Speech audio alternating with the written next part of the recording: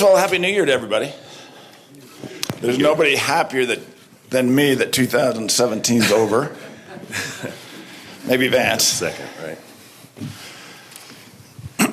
Yeah, John, just take us through the process of deciding to retain Vance as the head coach. How much did you think about it? Well, I mean, that's the way that I wanted to go. I mean, I think with Vance being here a year and getting a chance to go through things as a first-year head coach, I'm sure that, as I told him many times, he was drinking through a fire hose when you go through learning what it takes to be a head coach in this league, because there's so much to it. So that's the direction I want to go, but it's my responsibility, to think about other options and, kind of see what would be best for the football team. And so, we thought about different options, but ultimately my goal was to stay with Vance and give him that shot. And obviously I would say that give him the best opportunity to be successful. And I don't feel like we gave him that chance, even though, we had some positions that did not play very well that I thought would play better than they played. Still didn't feel like we gave Vance the best opportunity to be successful. So that part's on me. And we will get that part fixed also this coming year and hopefully solve those issues and give Vance and his staff the best opportunity to be successful. And so looking back, I feel good about the fact that we can stay where we are. And, obviously with Vance making some changes on his staff that he'll talk about, we have a chance to get better as a football team. When you guys began this season, it was a reboot, not a rebuild. Right. John and Vance, both, as you look at going forward, are you in a transition year, or do you feel like you can hit the reset button and get right back to contending? Well, I guess you have to define reset, reboot, right, and what all those mean. But well, we hope so. I mean, you never know. I think that when you're 5-11, there's obviously some issues, and that we've got to get handled. And so, I think that is our goal. That's our mindset, whether we can get there or not. I don't want to raise the expectations level to say, yeah, automatically we're going to get back there. But always, our goals have not changed as Denver Broncos and what we want to do, and that's to compete for world championships. Now, we got to build towards that process, and that starts now, and hopefully we can get back to where we're very competitive. Now, you look at the numbers, what we did defensively, the numbers were very good. The only thing on the defensive side was we didn't get enough turnovers. We got to get more turnovers on the defensive side. But as a whole, the performance was very good when you look at the numbers. Now, numbers don't really matter, but, as a whole, we still have a good base on the defensive side. Obviously, we got to get better offensively, and that's, we've been working towards that. We got to continue to work to that, so, can we get back there? Sure we can. That's our goal. That's what our fan base expects. That's what we expect of ourselves. That's what we expect of the coaching staff, and so, we're working to that. So hopefully we can get there.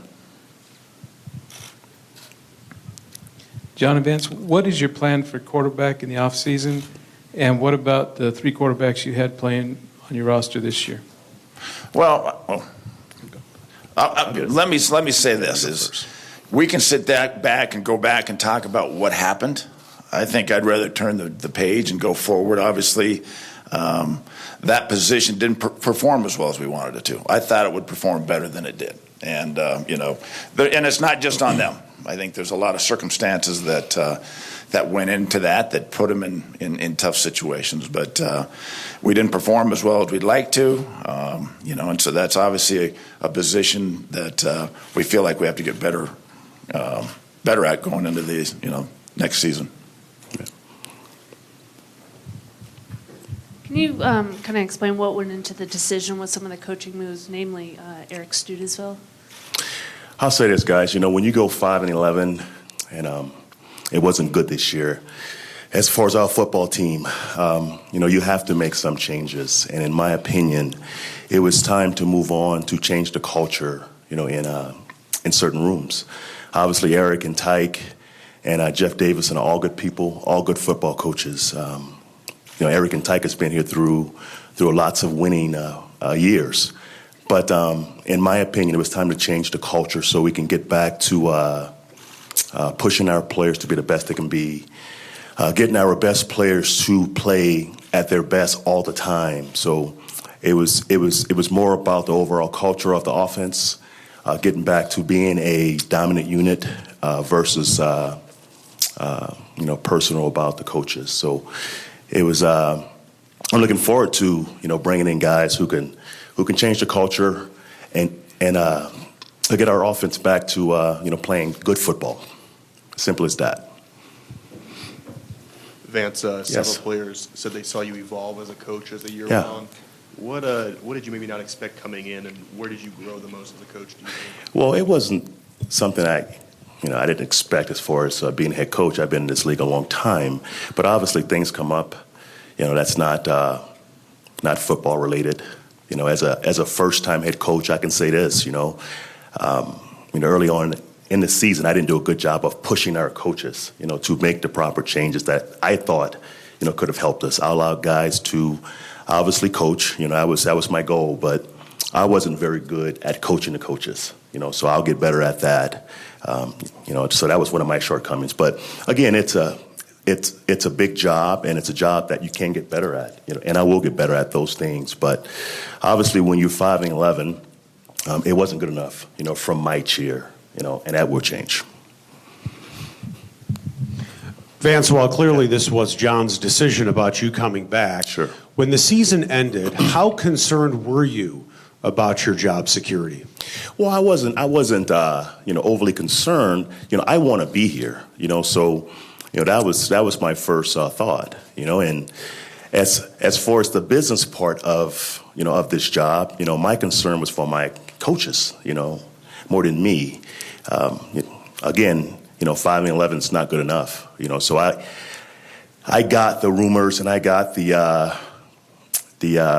indecision of bringing me back because it wasn't good enough. So I understand that. And but I want to be here. It's a great place to work. We have a football team that I want to get better, and to win games, and we have one goal each year, and that's to win the championship. That's every team in the league. Every team has one goal. So I'm excited to be back. We're going to make the proper changes on the staff to get better. I trust John and his staff to make the proper personnel changes, for us to get better. So I'm excited, guys. It wasn't good enough, but it starts now making it better. So that's exciting for me. John, is there a plan to bring Gary Kubiak into a larger role with the team? Yeah. Can you share anything about that plan?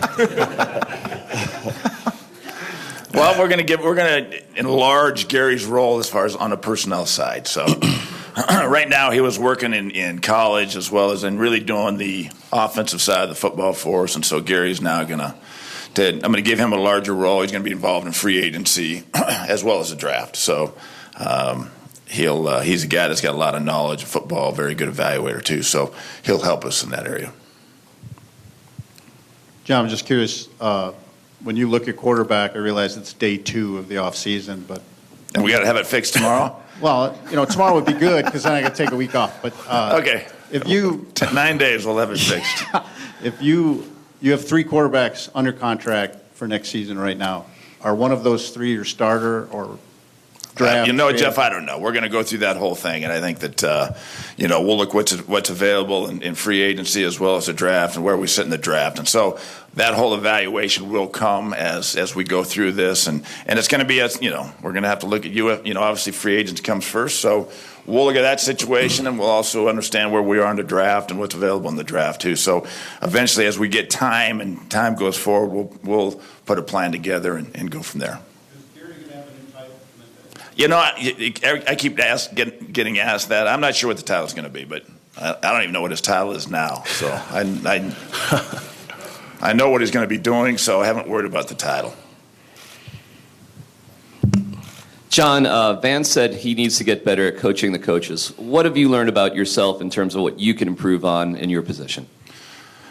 Well, you're always learning. And you're always learning every year. You look at different players that evaluate, players that got better and played as well as you thought they should, or other players that didn't play as well as you thought you should. And so, it's a tough situation. Evaluation's always tough. And so we continue to learn. I think every time you make a choice or you go make a decision on a guy, you see how it turns out. Then you look at it and say, okay, how could have I got better? What did I miss? And what did I get? And so every player that you pick in the draft, we go back and evaluate every player in the draft and what this kid was when we got him, what we thought he was before we got him. And then we learn from that. And if we don't learn from that, then we don't grow and get better as evaluators and providing guys for the football team. And so, D-Mac, I would tell you this. I always try to get better. And I don't have all the answers. I want to search and find all the answers because I want this team to be as good as it can possibly be. I'm fortunate in the fact that I've played for a long time, and I've been in this job now for 7 years. So therefore, I'm always trying to get better. And as soon as I think I've got it down, I'll retire. And then I'll be doing what you do because then you know it all.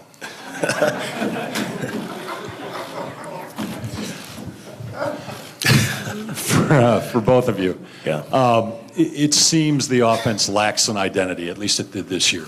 Yeah. What do you want that identity to be? And how much of that is impacted by whoever's going to be your starting quarterback?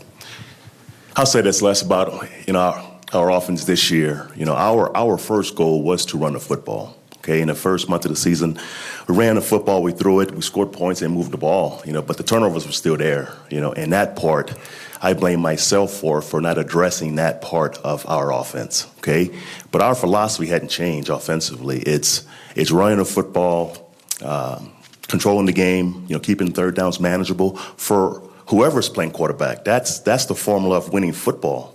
So that hadn't changed. Around playing great defense. So we have a team formula that's won here for a long time in Denver. That hadn't changed with all the best teams.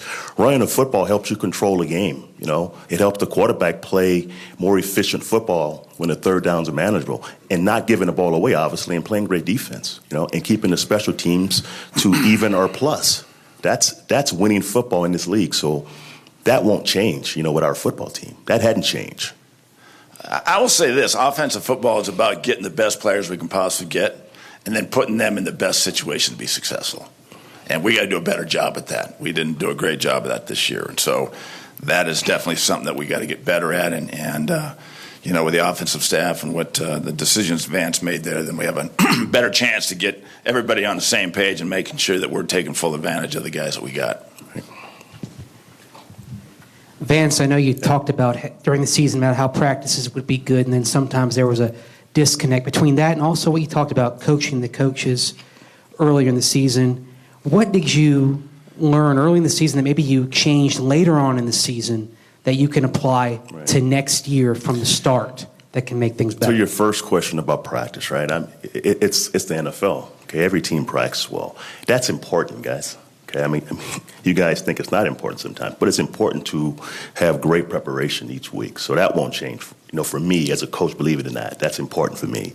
As far as what I changed moving forward, I think how we played offensively after we hired Billy was, my vision of offense. To run the football and control the games and to play great defense and to minimize the errors by the quarterback. Okay, and I thought Billy did a great job of calling the game that way. So, again, it's more about playing winning football. However you do that, running the football one week, throwing the football, it's about playing winning football. Okay, and we want to get back to that, just playing winning, efficient football in all three phases of our football team. John, you don't know what the market will bring in terms of a veteran quarterback, and you don't know what the 4 teams ahead of you in the draft, how they'll pick in terms of quarterback. If you get a veteran or you get a young guy in the draft, does that change your expectation for competitive nature of this team for next year? Well, we expect to have an answer there, one way or the other, however that goes. So I think that thought process makes me think that we'll have a better year. Because the fact is, we got to figure out how to get that position, playing better. And so, that's what, going into it, we don't know. As you said, there's a lot of unknowns. And so until we kind of figure out exactly what that is, once we figure that out, then we can set a plan of how we want to attack it. But I think there is no doubt we got to get better at that position. For us to have a chance to get better, we got to get better at that position. So, what's your view on a rookie quarterback coming in and being the starter from the get-go? I mean, and does that give that rookie quarterback the best chance to succeed and your football team? Well, I mean, obviously it's not ideal, but I will say this, is I did it, and it was tough. And, like I said, you drink through a fire hose. But then again, if you make it through that, you got a chance to, be tough enough to handle it in this league too. So, but again, you got to play it by ear, and, the personality of if it is a young guy, what's his personality, where you think he is. And so, again, we go back and have to formulate that plan exactly what it's going to be. But with that being said, the number one goal is we know we have to get better at that position. Vance, I know toward the end of the season you asked your veterans to kind of take the rookies under their wing a little bit, but there really seemed to be a generational gap in the locker room with some of the veterans basically saying they wanted they wanted it more than the rookies, or they wanted the rookies to want it more. How do you address that going forward with a new crop of guys coming in, this gap? Right. Our veterans, in my opinion, did a great job of dragging those guys along. It's going to be a rookie class every year. It's going to be 4 or 5 guys that's got to play for you. So that's from coaches, to players, veteran players pulling guys along. That's important. And I'll do a better job of assigning guys to rookies. Pushing guys to spend more time with rookies, and defining those roles for those rookies so they know what we expect. Because every year it's going to be 4 or 5 guys that we're counting on to play. Every team goes through that. Having young guys who don't understand what it takes, versus veteran guys who've won games and are trying to catch the young guys up to help us win. But it's a draft every year. It's young guys every year, so we got to do a better job of keeping those guys up to speed so they can help us win. Kind of along those same lines, were you satisfied with the way this draft class panned out, their contributions, their development, et cetera? Right. I was satisfied because guys grow at different rates, and if you watched the football game on Sunday, it wasn't a win, but a lot of young guys played, from DeMarcus Walker, who made a nice sack. That's what we saw in the draft, as an inside rusher, so he's going to be fine. Henderson making a play and a touchdown, Thomas at safety, Carter at safety. So we've got some young guys that we feel good about. But players do develop at different times, so we're not down on our class. Some guys need more time and more development. So, they're ours, and we're going to work with them and obviously get them better. John, everybody sees you on television scouting quarterbacks. You were scouting a few here in the last week.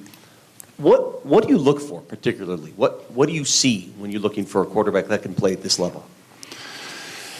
Well, I think half is what you see on film, and the other half is figuring out what kind of guy it is. I think the biggest challenge about playing the position is there's a lot of good football players, a lot of guys that have a ton of talent out there. But again, obviously stepping into that role when you come out of college, and in college you're allowed to be a kid. You come to the NFL and the expectation levels rise, especially if you're a high pick, and so you're expected, to be good or show signs of being a very good player early. And so, but the other half is how are they going to handle the situation? How are they going to handle the bigness of being a quarterback in the NFL?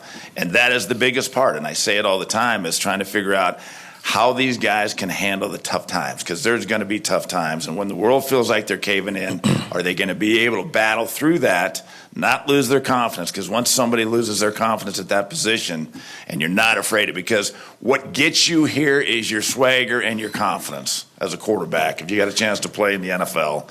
And that's what gets you here, and you can't be afraid of it. And then all of a sudden, if you get in the world and all of a sudden things aren't going well, the world starts caving in on you, and you lose that swagger or you lose that confidence, it's very, very difficult to get it back. And so you got to figure out how strong they are about what they believe in, how strong they are, and what they are as a quarterback and to be able to battle through that. And if they can do that, then they got a chance to have a great long career. So, to me, I say it all the time, it's 50% the physical side of it, but the 50% mental side and the heart and finding out what they have inside. That's the difficult part of, and not only at the quarterback position. I mean, it's about every position because it comes down to what's inside and what's in that heart and how bad they want it and how great they want to be. And if they want to be great football players, they have a chance to be great. Time for a few more, guys. John, yet another quarterback question, but beyond what you look for, how difficult is it as an evaluator with this college game looking so different from the quarterback position? Guys like Baker Mayfield can make great plays, but in a certain system. Josh Allen got the big arm, but poor accuracy. How difficult is that with the college game looking so different these days? Right. I mean, that's the hard part, because they're all coming out. A lot of them, a lot of them haven't been underneath the center, and so that's a big part of it because there's a difference between throwing the ball from shotgun and throwing the ball from a 5-step drop or 7-step drop. It's a huge difference. It's much easier to see when you're in shotgun than it is when you're taking that 5-step drop and taking a hitch and getting rid of the football. Those guys are big up front. So it's a big thing. And so, I mean, not only that, but you're talking about trying to evaluate offensive linemen.